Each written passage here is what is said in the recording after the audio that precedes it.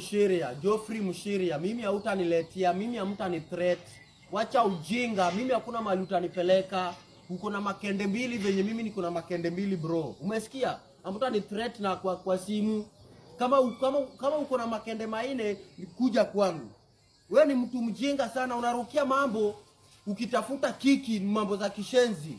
Tunakujua na tuko na picha zako ukiwa kwa club unapenda malaya, ndio maana ulikuwa unatetea huyu malaya. Kisa hii unasema wewe huyu jamaa amepoteza kazi, sasa hivi ulitia bidii akashikwa. Tunataka uende uchukue watoto wake, bibi yake, wapeleke shule watoto. Uchukue hiyo majukumu. Wache ujinga hii. Wewe ni mjinga sana wewe Mshiria. Unatafuta kiki na vitu zingine zieleweki, vitu za kishenzi. Ati wewe ni katibu mkuu, katibu mkia tasuka. Wewe unafanya kazi gani?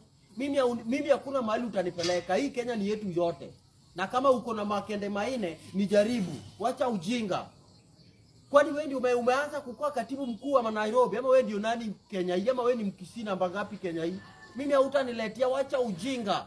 Na tunajua unapenda malaya, ende uchukue malaya. Na kitu tunakwambia, tunajua unapenda malaya, ndio malaya manaki ulirukia hii mambo. Unafanya mtu unapelekwa cell. Na wewe unabaki hapo na familia yako tumekati. Sasa unaona wewe ni shujaa matako wewe. Mimi nakwambia ukipenda kuja nikujie ni face mimi. Mimi hautanitishia. Wacha ujinga. Wanaume wangapi wamedhulumiwa hii Kenya na wanawake? Wanaume wangapi wamewekewa mchele kwa vinywaji vyao?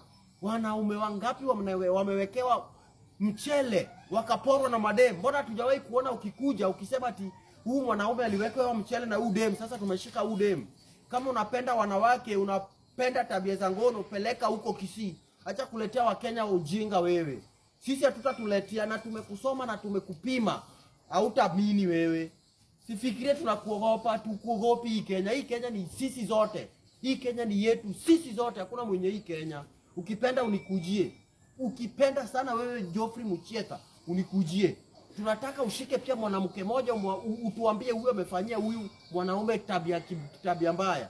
Si ati wanawake ndio unajua kurukia makesi zao ndio ujulikane. Wewe ni nani mwanzo? Kwenda huko. Mimi hautanipeleka mahali, na nimekuambia ukweli. One day utajua.